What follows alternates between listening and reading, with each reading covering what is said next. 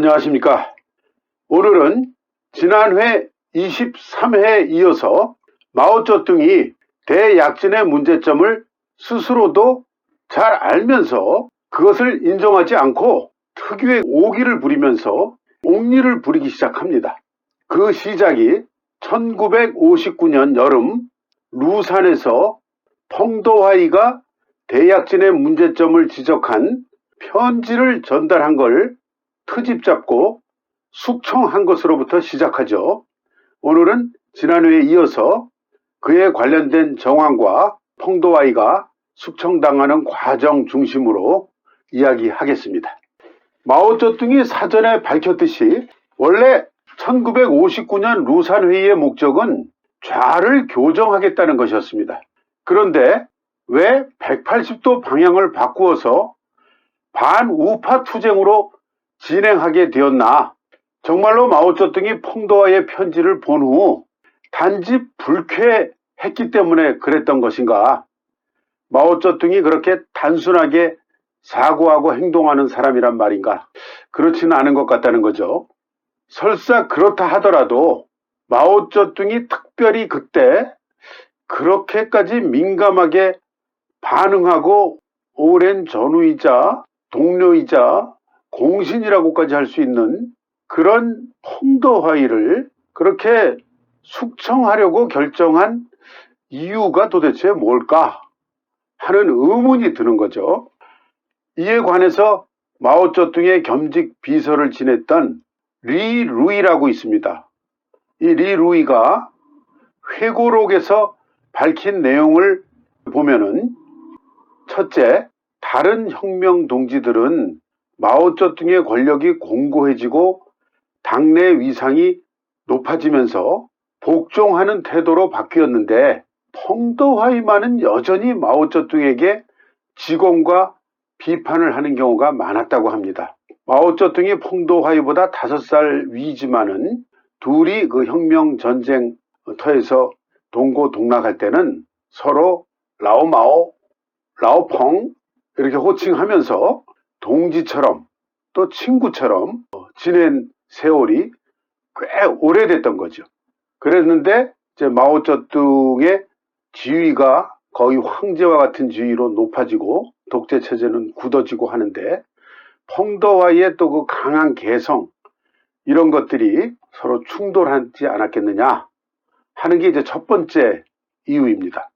그리고 두 번째는 펑도하이가 항미원조 전쟁에서 전공을 쌓고 개선 장군으로 귀국한 이후에 국방부 부장, 정치국 상무위원 등의 요직을 맡으면서 군부 내에서의 실권과 명성이 갈수록 강해져 가는 펑도하이를 이제는 견제할 때가 되었다고 마오쩌둥이 생각하지 않았겠느냐 하는 추측이 있습니다.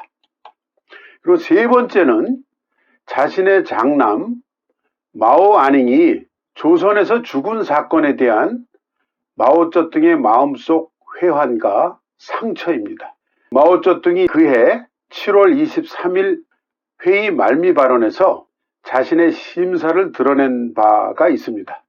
이런 말을 했습니다. 내 아들 한 명은 폭탄에 맞아 죽었고 또 다른 아들 하나는 미쳤다.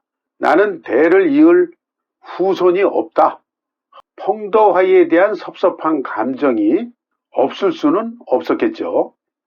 그리고 이제 네 번째는 펑도하이가 마오쩌둥에 대한 개인 숭배 풍조에 반대하는 의견을 공공연하고 빈번하게 밝히고 다녔다는 겁니다.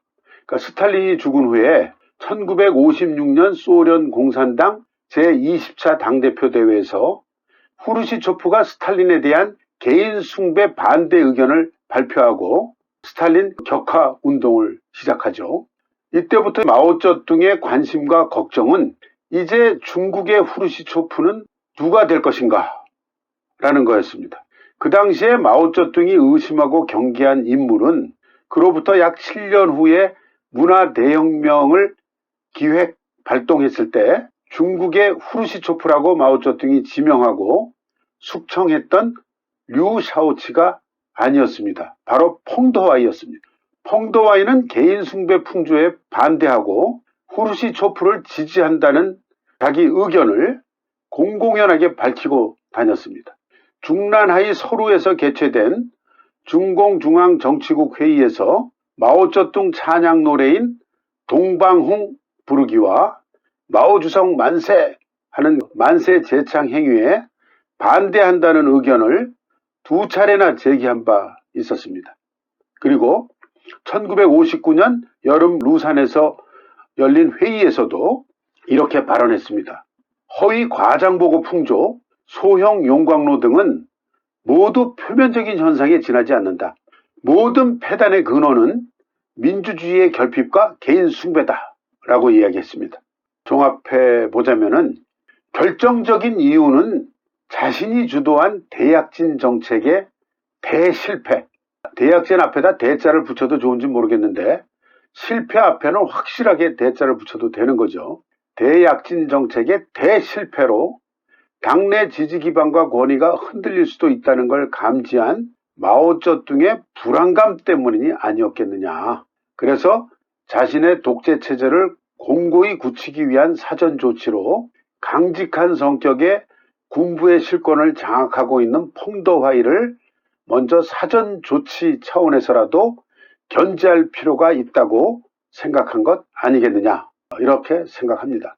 아무튼 1959년 루산에서 펑을 숙청한 이후에 마오쩌둥은 갈수록 오만해지고 독선적이 되고 경제정책 분야에서 실패로 판명된 대약진 운동의 대실패에 자기 자신의 책임이라는 걸 절대로 스스로 인정하거나 승복하지 않고 권력 욕구 본색을 더욱 노골적으로 드러내면서 특유의 오기와 옥리를 부리면서 문화와 정치 분야에서 어떻게 만회해보기 위해서 소위 문화 대혁명이라 장명한 대동란을 기획하고 조종하고 연출합니다. 아무튼 마오쩌둥의 지시가 떨어지자 커칭스, 첨보다, 캉셩, 그리고 뒤늦게 루산에 올라와 가세한 린벼오 등이 깃발을 들고 총대를 메고 펑더화이를 집중적으로 비난, 공격합니다. 이들 모두 사회주의 혁명가고 영웅이고 뭐 이러던 사람들이었죠. 근데 이제는 권력 앞에서 자신의 자리를 보존하고 권력의 맛에 취해서 아니면 마오쩌둥의 복수가 두려웠는지 모르겠습니다만은 일사불란하게 펑더화이를 반혁명 분자, 소련 스파이, 터무니없는 누명을 뒤집어 씌우기 위한 공동작전, 협업을 펴니다. 이 중에서도 제가 인간 쓰레기라고까지 표현했던 캉셩이라는 사람을 한 번 더 언급하고자 합니다.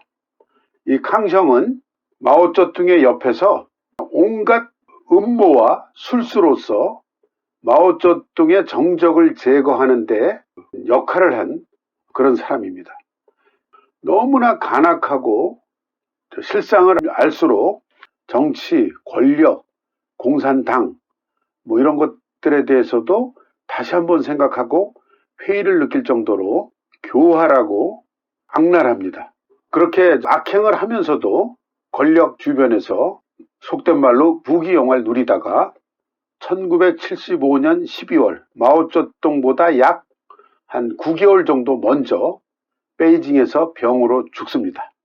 죽고 나서는 장례식도 성대하게 치르고 추도사도 멋지게, 중공 내 고급 간부들이 죽었을 때 장례식을 할 때 보면 그 앞에 사회주의 혁명가, 위대한 무슨 애국 그 수식어가 한 대여섯 개, 7개, 8개 막 붙습니다. 쫙. 그런 추도사를 붙이고 성대하게 장례식을 치르고 바바오산 혁명공원 묘지에 유해를 모셨겠죠. 그리고 유해에다가는 공산당 당기를 두르고 그랬는데 마오쩌둥이 죽고 나서 덩샤오핑을 중심으로 하는 실용주의 개혁파가 권력을 잡고 개혁 개방이 시작되죠. 1978년 말부터.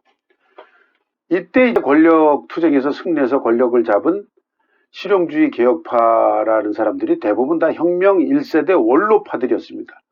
이 사람들이 강성한테 대부분 문화혁명 이런 걸 통해서 박해받다가 죽거나 하방돼서 갔다가 고생하다 돌아오고 그랬으니까 강성에 대한 원한이 매우 사무친 거였죠. 이 사람들이 정권을 잡게 되니까 강성에 대한 재평가를 한 다음에 당적을 박탈하고 1975년 당시의 장례식 때 추도사를 철회하고 취소하고 그의 유해 위에 덮었던 중공 당기를 도로 회수합니다. 그리고 유해를 바바오산 혁명공원 묘지에서 추출해서 다른 곳으로 갖다 버리다시피 합니다. 그야말로 두관 참실한 거죠. 그 정도로 개혁개방 이후에 당 간부들이 이렇게라도 해야 역사 바로 세우기다. 정의를 실현하는 거다. 이렇게 했겠죠. 그쪽 기준에서는. 인간 쓰레기가 있다면 이런 놈이 아닐까 하는 생각을 합니다. 펑도하이는 처음엔 아주 분기탱천해서 반박하고 항변하죠. 펑도하이 성격이나 기질로 봐서 그런 걸 가만히 당하고 있지는 않겠죠. 그런데 예제닝, 이해롱전 같은 옛 전우들 이런 사람들이 계속 펑도하이 방에 찾아와서 설득하고 호소하고 대국을 위해서라도 마오 주석의 뜻을 존중해 줬으면 좋겠다. 뭐 이런 식으로 호소를 계속 하니까 결국 펑도하이가 그거를 수용했다고 합니다. 그렇지만 펑도하이의 그 직설적이고 격정적 성격 그런 거는 숨기기니까 힘든 거죠. 그날 회의가 끝나고 모두들 자리에서 일어나려고 하던 그런 순간에 일부러 뒷자리에 앉아 있었던 펑도하이가 앞줄에 마오쩌둥이 그 자리 앞으로 가서 잔뜩 화가 나고 이제 불만스러운 어투로 주석 참고하라고 보낸 편지를 왜 인쇄해서 배포했습니까? 정면으로 마오쩌둥을 쳐다보고 마오쩌둥이 순간적으로 당황해하면서 너도 인쇄해서 배포하지 말라고 이야기하지는 않았다 하고 대꾸를 했답니다. 누가 봐도 참 궁색한 대답이죠. 펑도하이가 돌아서서 그냥 먼저 나간 겁니다. 마오쩌둥이 다른 영도들과 같이 나오는데 저 밑에 이미 내려가고 있는 펑도하이가 보이는 거예요. 그러다 펑도하이가 뒤돌아보다가 둘이 눈이 마주쳤답니다. 마오쩌둥이 펑총 우리 얘기 좀 하자. 거리가 꽤 되니까 크게 소리 지르듯이 얘기를 했대요. 그런데 펑도하이는 얼굴이 잔뜩 상기된 채로 눈을 치켜뜨고 마오쩌둥을 한번 노려본 다음에 걸음도 멈추지 않고 가던 방향으로 계속 걸어가면서 얘기는 무슨 얘기를 합니까? 뭐 좋은 얘기도 아닐 텐데. 마오쩌둥이 당황하고 멍한 표정으로 다시 펑도하이에게 외쳤답니다. 좋은 이야기가 아니라도 이야기 좀 하자. 그랬더니 이번에는 아예 돌아보지도 않고 좋은 이야기도 아니라면서 무슨 얘기를 합니까? 하고 걸음도 멈추지 않은 채로 퉁명스럽게 대꾸하고 그대로 내려가 버렸다는 겁니다. 근데 이게 옛날에 라오펑, 라오마오 하던 그 시절이 아니거든요. 지금 마오쩌둥의 위상은 거의 황제와 같은 위상인데 그 옆에 다른 당 간부들도 같이 걸어오고 있는데 그때 마오쩌둥의 옆과 뒤에는 로레이칭, 커칭스, 타오주, 왕런중 이런 중공 중앙의 고급 간부, 영도들과 그리고 경호대장인 리인차오 등이 함께 내려오던 중이었다는 겁니다. 아마도 이것이 원래 회의 끝나고 산에서 내려갈 준비를 하려던 마오쩌둥이 계획을 변경해서 중앙판공청에 루산에서 계속해서 8기 8차 중앙위원회 전체 회의를 개최할 것과 그때까지 이 회의에 참석하지 않고 있던 중앙위원들을 급하게 루산으로 소집하라고 지시한 중요한 이유와 동기 중에 하나가 아닐까 생각을 합니다. 마오쩌둥의 성격 중에 두드러지는 특성 중 하나가 매우 감정적이고 자신이 받은 상처나 원한을 결코 잊지 않습니다. 기어이 2배, 3배로 되갚아줍니다. 그러니 이런 펑도하이의 행동이 마오쩌둥이 그 뒤로 펑도하이 문제를 처리하는데 중요한 영향을 미쳤을 거다 하는 거는 짐작할 수 있는 거죠. 림벼오가 이 대목에 등장을 합니다.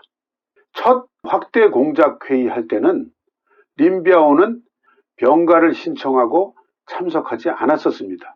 그러던 림벼오가 팔기팔중전에 참가하라는 소집 통지를 받고 루산으로 올라와서 마오쩌둥을 만납니다. 마오쩌둥을 만난 후에 기회가 왔구나 하는 것을 감지하는 거죠. 린비아오는 인민해방군 지휘관 중에 전쟁 귀신으로 불렸죠.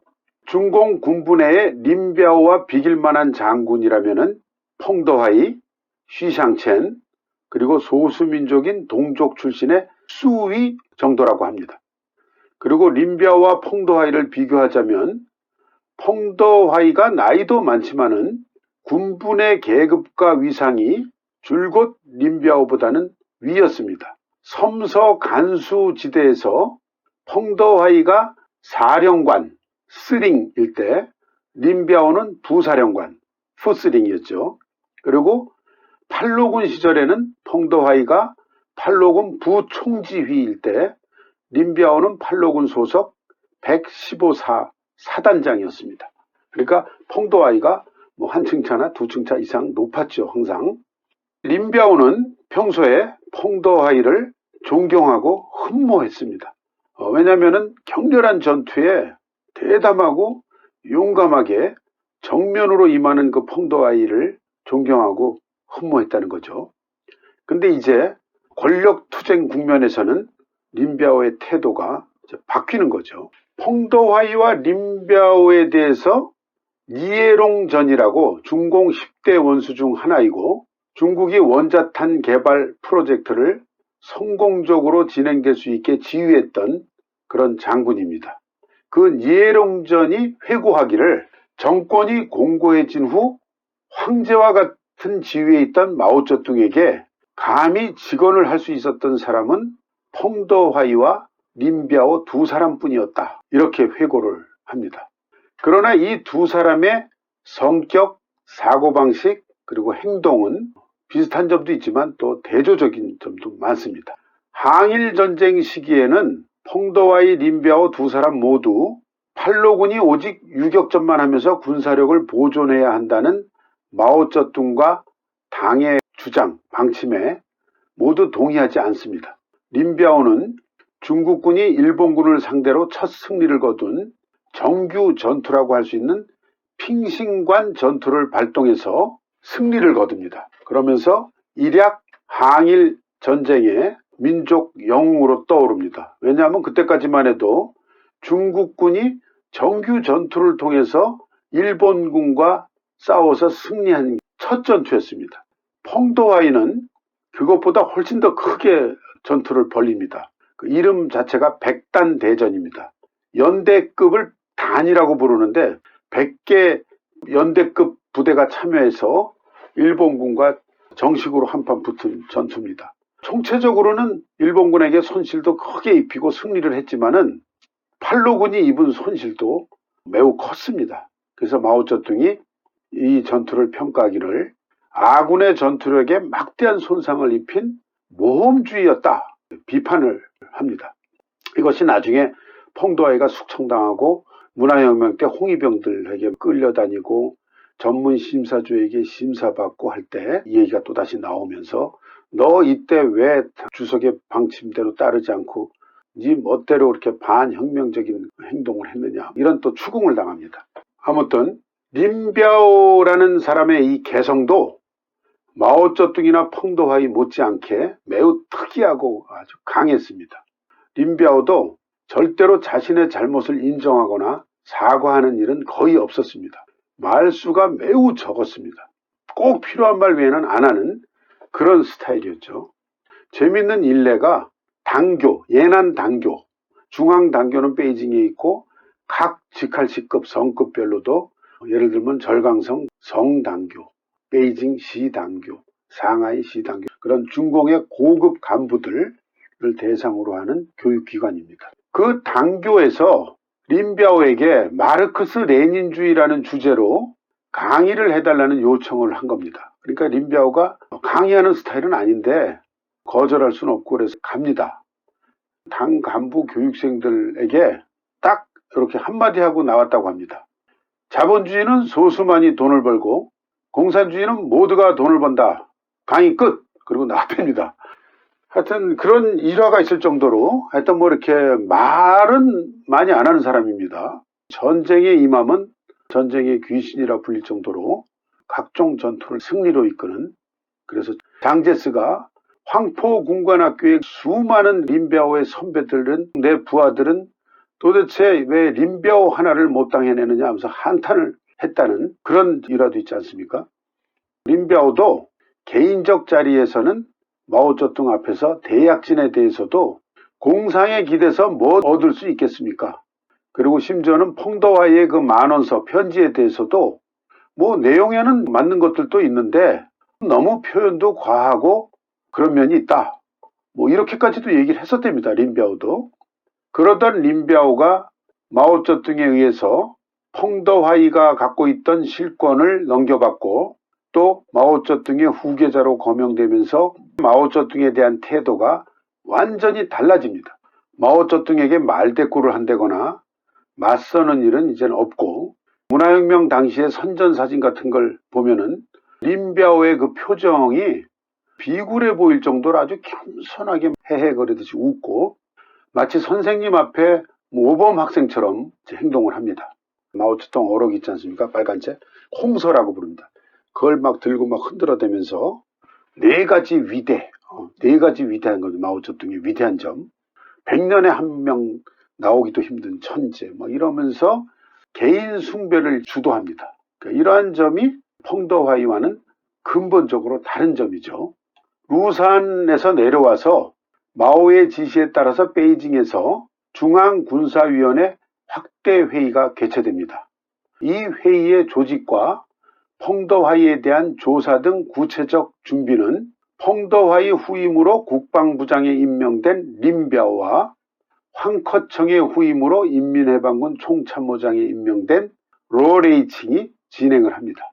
펑더화이는 루산에서 내려온 후에 베이징 난위엔 공항에 도착하자마자 대기 중인 차에 태워져서 중란하이 화이런당으로 가서 조사를 받고 자아 비판을 합니다. 베이징에서 개최된 중앙군사위원회 확대회의에서는 펑더화이 외에도 주도도 비판을 받았습니다. 그 이유는 루산에서 대약진에 대해서 비판하고 펑더화이에게 동정을 표시했다는 것이었습니다. 1959년 9월 26일이죠. 군사위원회가 중공중앙 정치국이 결정한 군사위원회 구성 인선을 발표합니다. 그 중앙군사위원회 주석에는 마오쩌둥, 제1부주석의 린비아오, 제2부주석 호롱, 니에롱전, 그리고 중앙군사위원회 상무위원회 마오쩌둥, 린비아오, 호롱, 니에롱전, 주더, 료보청, 천이, 덩샤오핑, 로롱한, 시샹첸, 예제닝, 로레이칭, 탄정 등이 발표됩니다. 그리고 군사위원회 일상 업무는 린비아오가 주관한다 하고 명기해놨습니다. 중공 군부 10대 원수 중 서열 2위였던 펑더화이는 중앙 영도 핵심 간부 대열과 정치 무대에서 완전하게 퇴출됩니다. 그리고 서열 1위였던 주도도 마오쩌둥의 의도를 받아들이지 않았다는 이유로 군사위원회 부주석 지위를 박탈당하고 군사위원회 상무위원직만 겨우 유지합니다. 반면에 서열 제3위였던 린비아오는 국방부장과 군사위원회 제1부주석 자리를 차지하면서 마오쩌둥 다음 서열로 부상합니다. 이 사진이 펑더화이가 한참 전성기일 때 그 사진입니다. 이 사진과 대조되는 사진이 펑더화이가 루산에서 내려와서 문화혁명 전까지는 이 정도 지경까지는 아니었습니다. 가택연금 같은 상황에서 책도 보고 교육받고 싶으면 대학 같은 데 가서 강의도 들을 수 있고 그랬었는데, 문화혁명이 발발하면서 중앙문역 소조, 장칭, 강성, 뒤에서는 물론 마오쩌둥이 조정하는 거죠. 홍위병들에게 이렇게 끌려다니면서 수십 차례 적발 투쟁대에 거기 끌려가서 보십시오. 삼반분자 펑더화이라고 써있지 않습니까? 이런 모욕을 당하다가 결국 대장암으로 죽죠. 네, 오늘은 지난 23회에 이어서 1959년 여름 루산회의 이후 마오쩌둥이 펑도화이를 숙청하는 수순을 밟아 나가면서 오기와 옥리를 부리기 시작하는 그런 과정 중심으로 이야기했습니다. 다음 25회에서는 1959년 여름 루산에서 펑도화이 숙청 후 약 2년 반 후에 1962년 초 베이징에서 개최된 전국 공작회의, 소위 7천인 대회라고도 부릅니다. 이 대회에서는 류 샤오치가 대약진에 대한 비판을 하고 이를 통해서 마오쩌둥의 심기를 건드립니다. 반면에 린비아오는 마오의 노선을 보다 철저하게 관철해야 한다고 발언하면서 마오쩌둥이 린비아오에 대한 신임을 더욱 굳히고 린비아오에게 군부를 맡기고 그 기초 위에서 소위 문화대혁명이란 대동란을 구상하고 기획하고 발동하게 되는 이야기를 중심으로 진행하고자 합니다. 감사합니다.